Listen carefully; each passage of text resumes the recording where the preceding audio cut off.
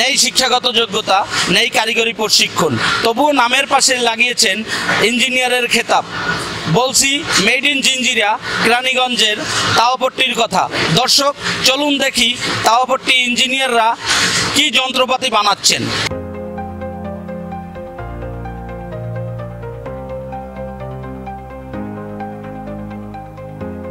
আমাদের শিক্ষাগত কোনো যোগ্যতা, আমরা ছোটো থেকে এসব কাজকাম করি ভাই। না না, কোনো কারিগরি প্রশিক্ষণ না, আমরা ছোটো থেকে অভাবের কারণে এসব কাজকামগুলো করা লাগে। আমাদের তো কোনো সরকারি কোনো সাহায্য সহযোগিতা কিছুই নেই। আমরা প্রথমে মালটারে কাটতে হয়, পুরাতন ডেউটিন আছে, তারপরে পুরাতন লোহালক্কর আছে, সিটগুলা পুরাতন কিনে তারপর আমরা নতুনভাবে তৈরি করে ওগুলো শাটারের ওই যে স্প্রিংয়ের বক্স হিসেবে ব্যবহার করা হয়।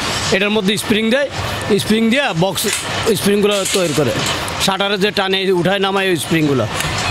সংসার ওভাবে চলে না, কোনো মতো ডাইল ভাত খায় চলতে হয়, কারণ একবার কাজ হলে আরেকবার কাজ হয় না, খুব কষ্ট করে চলতে হয় আমাদের। যে বেতন পাই এতে সংসার চলে না, তারপরে তো কাজকর্ম না বিদে করতে হয়, এই দিয়ে চলাফেরা করি আর কি করি। অনেক কষ্টের মধ্যে আমরা যে যাবে পরিশ্রম করি, ওই যাবে আমাদেরকে পরিশ্রম পাই না। আমরা আমাদের চলতে অনেক কষ্ট হয়।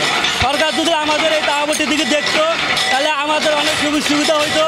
আমরা 2 টাকা এলে কাজ করে খাইতে পারতাম। আমাদের সংসার অনেক টানাটানি বাজে, অনেক কষ্ট হয়। হ্যাঁ, সঠিক দিয়ে দেয় আমাকে মাজন, আবার এই প্রধান না, এরা সঠিক দেওয়া দেয়, সপ্তাহে দেওয়া 1800 খাওয়া হয়। কী করুন, না করিয়া তো পারি না, পেট বাঁচাইতে হলে তো খাওয়া করা লাগবে।